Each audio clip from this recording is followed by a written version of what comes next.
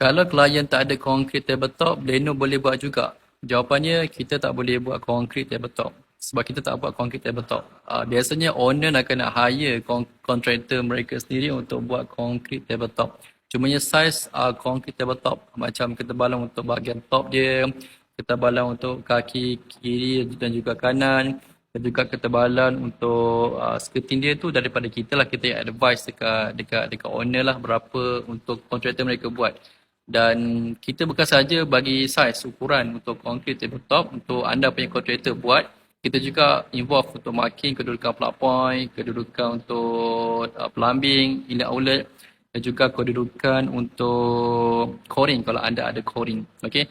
Jadi jawapan dia ialah kita tak buat concrete tabletop, anda nak kena hire anda punya concrete tabletop.